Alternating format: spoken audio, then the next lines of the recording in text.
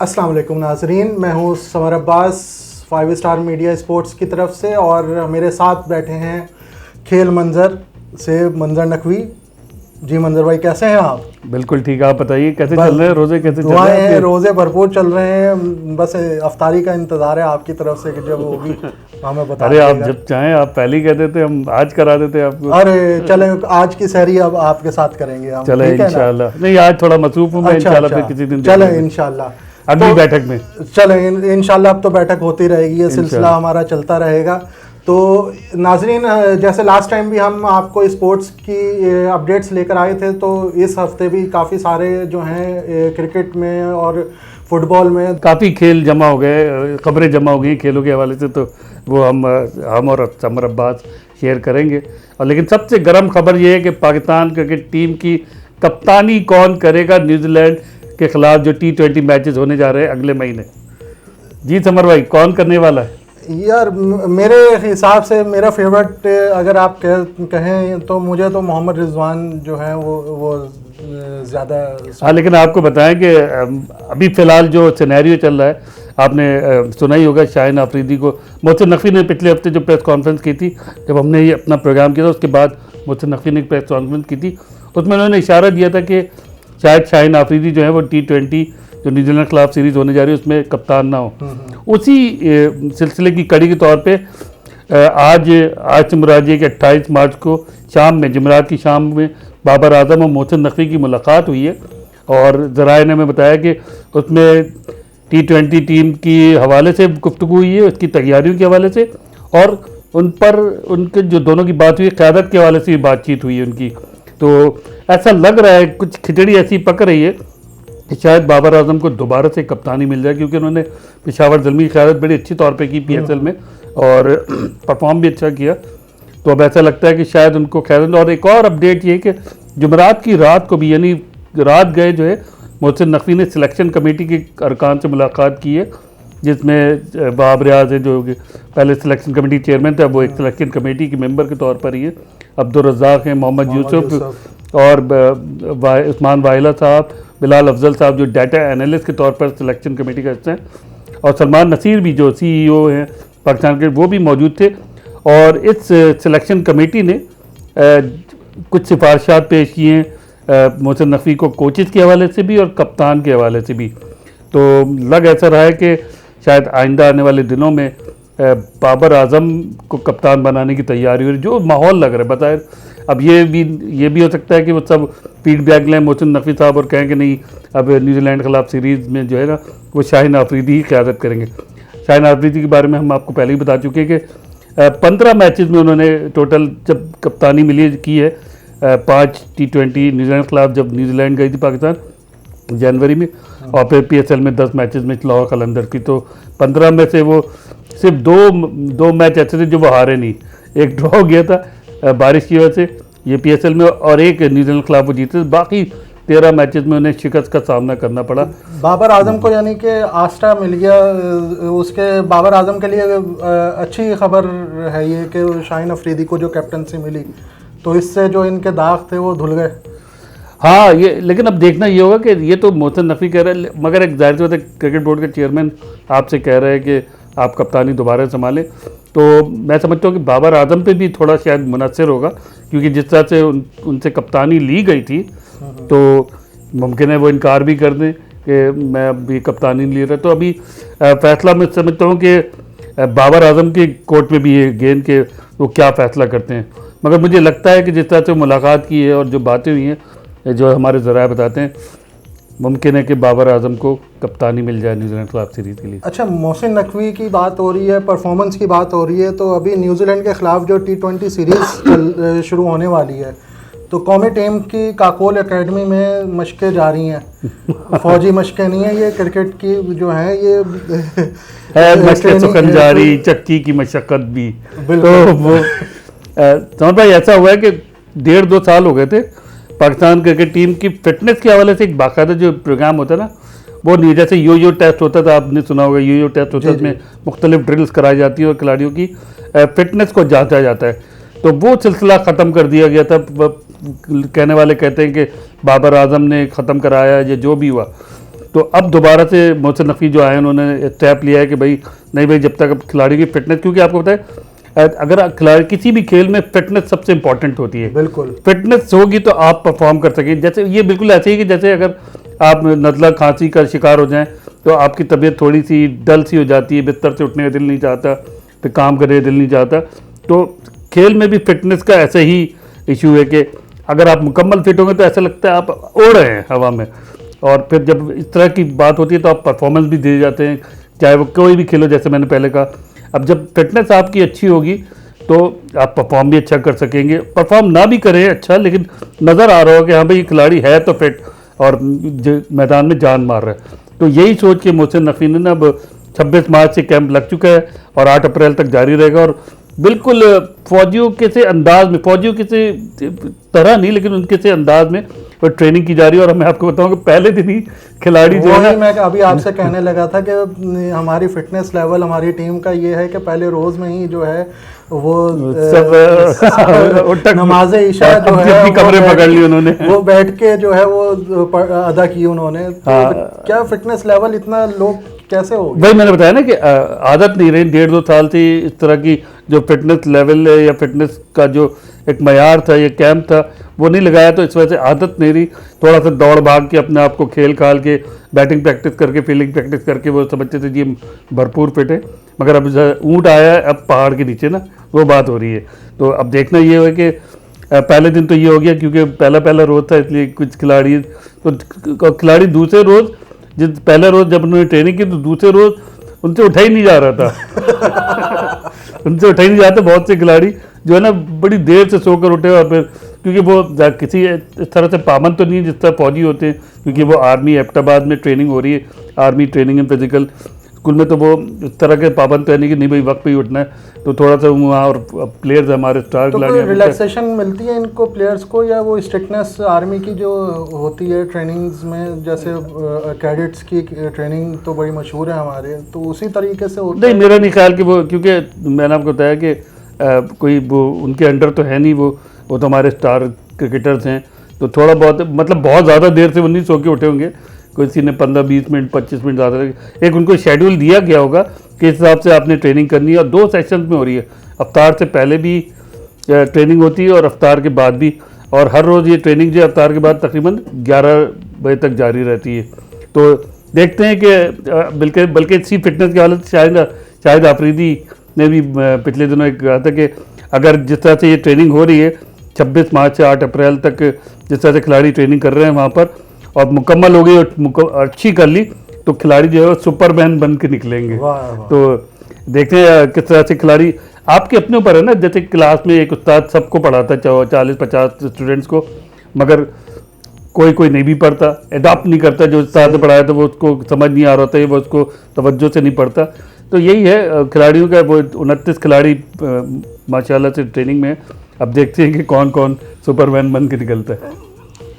अच्छा, यहाँ क्रिकेटर्स की तो बात कर ली है, अब ये बताएं कि अभी जो कोचिंग के लिए जो है इंटरनेशनल प्लेयर्स से कांटेक्ट कर रहे हैं, काफ़ी खबरें आ रही हैं। कोई कह रहा है कि सैमी कोच करेंगे, कोई आ रहा है कि जैसन गिलेस्पी जो है वो कोचिंग करेंगे। तो आपके हाँ, जैसन गिलेस्पी का तो बात काफ़ी हद तक वाज़ेह हो गई, क्योंकि उन्होंने वहाँ से अपनी जो वेस्टर्न ऑस्ट्रेलिया उनकी जो रियासत की साइड है उससे भी कोचिंग के असाइनमेंट से छोड़ दिए, और एडिलेड स्ट्राइकर जो कि बिच बैग की टीम है वहाँ से भी उन्होंने कोचिंग से रिज़ाइन कर दिया, जबकि उनका भी कुछ अर्सा बाकी था वहाँ पर। अच्छा। तो अब उन्होंने वहाँ से रिज़ाइन कर दिया। उससे ये बात बहुत वाज़ेह हो गई है कि Jason Gillespie Pakistan cricket team की बॉलिंग कोच के तौर पर यकीनन पाकिस्तान क्रिकेट बोर्ड को ज्वाइन करने वाले हैं। और गैरी हेड कोच के तौर पे गैरी कर्स्टन का नाम आ रहा है। गैरी कर्स्टन जो जनूबी अफ्रीका से खेलते रहे, और तो उनका नाम आ रहा है बायां। आजकल वो IPL में एक टीम के कोच हैं। अच्छा। और उनका नाम आ रहा है कि वो पाकिस्तान क्रिकेट टीम के हेड कोच के तौर पे शायद ज्वाइन कर लें।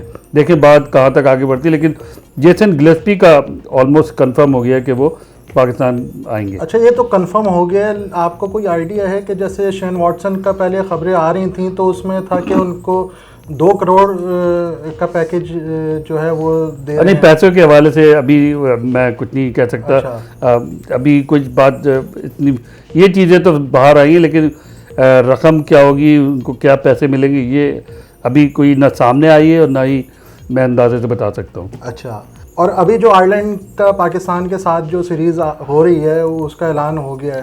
हाँ, बड़ा अच्छा इन जिक्र किया। दोनों हाँ, का मुकाबला जो है, हमारी टीम जो है और आयरलैंड की टीम भी जो है टक्कर की अब वो एक तरीके से आ गई हैं दोनों।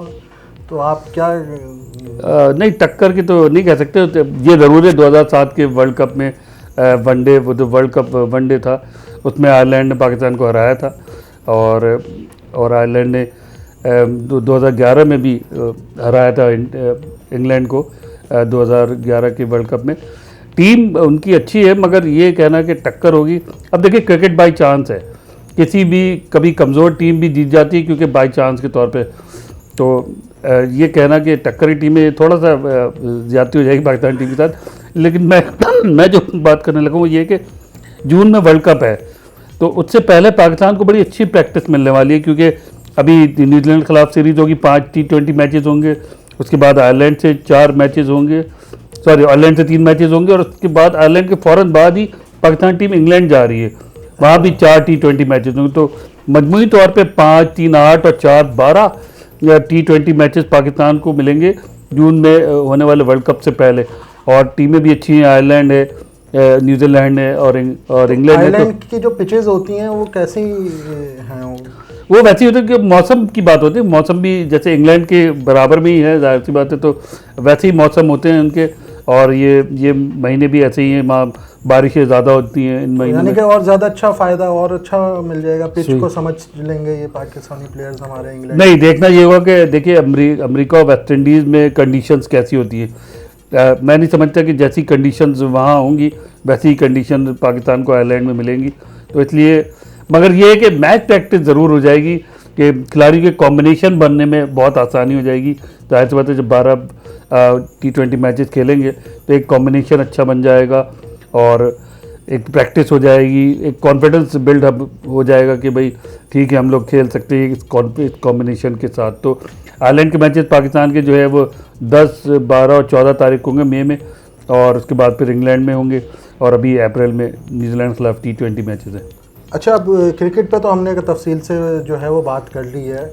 अभी क्रिकेट के बाद एक हमारा बहुत मशहूर गेम स्पोर्ट्स का जो है वो फुटबॉल भी है, और फुटबॉल के चैम्पियन मोस्ट फेवरेट मेसी, उनके हवाले से जो है रिटायरमेंट की खबरें चल रही थी, लेकिन उन्होंने हाँ बिल्कुल, वो मेसी ने जाते थे, आपको पता है 2022 कतर वर्ल्ड कप में मेसी अर्जेंटीना के कप्तान थे, और अर्जेंटीना ने वर्ल्ड कप जीता पहली बार उनकी क़यादत में, और पहली बार ही मेसी ने वर्ल्ड कप जीता, इतना अर्सा खेल लिए वो, और तो बड़ी खुशी की बात थी उनके लिए।